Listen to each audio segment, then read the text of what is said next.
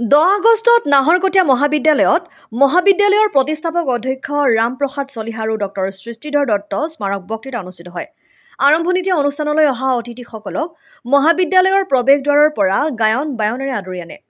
প্ৰেক্ষাগৃহত বন্তি প্ৰজ্বলন কৰে সমাজ শিল্পী তথা লেখিকা পূৰ্ণিমা চলিহা আৰু জ্যেষ্ঠ নাগৰিক সন্মিলনৰ ডিব্ৰুগড় জিলা সমিতিৰ সভাপতি নুমল চন্দ্ৰ গগৈয়ে। অতিথি আদৰণি ভাষণ প্ৰদান কৰে মহাবিদ্যালয়ৰ অধ্যক্ষ ডক্টৰ জ্যোতিপ্ৰসাদ কোঁৱৰে। ভাষণত ঐতিহ্যমণ্ডিত মহাবিদ্যালয়খনিৰ স্থাপনৰ বাবে বহু বৰেণ্য ব্যক্তিসকলে বহু কষ্টেৰে নিৰ্মাণ কৰি আজি এই পৰ্যায়লৈ পোৱা বিষয়ে ব্যক্ত কৰে আৰু সকলোকে স্মৰণ কৰে।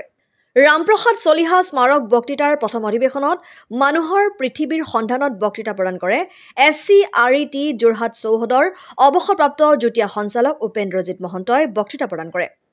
দ্বিতীয় অধিৱেশনত ডক্টৰ সৃষ্টিধৰ দত্ত স্মাৰক বক্তৃতাত ঔপনিৱেশিক অসমত ইতিহাস চৰ্চা শীৰ্ষক বক্তৃতা প্ৰদান কৰে দুলীয়াজান মহাবিদ্যালয়ৰ অধ্যাপক ডক্টৰ চিত্ৰজিৎ শইকীয়াই। গ্ৰন্থ উন্মোচন কৰে তুলসী মহন্ত, প্ৰাক্তন অধ্যক্ষ নাহৰকটীয়া মহাবিদ্যালয় আৰু ভূপেন শইকীয়া, সম্পাদক অসম জ্যেষ্ঠ নাগৰিক সন্মিলন ডিব্ৰুগড় জিলা সমিতিয়ে। টুইংকল বৰুৱা, নিহাৰ খাৰিয়া, দেৱৰাজ বুঢ়াগোহাঁই আৰু অনুৰাগ ভট্টাচাৰ্যক বিশেষ সম্বৰ্ধনা জনোৱা হয়। শলাগৰ শৰাই আগবঢ়ায় ডক্টৰ অনন্ত কুমাৰ বৰুৱাই। নাহৰকটীয়াৰ পৰা ক্ষীৰোদ কোঁৱৰৰ ৰিপৰ্ট, অসম আদিত্য।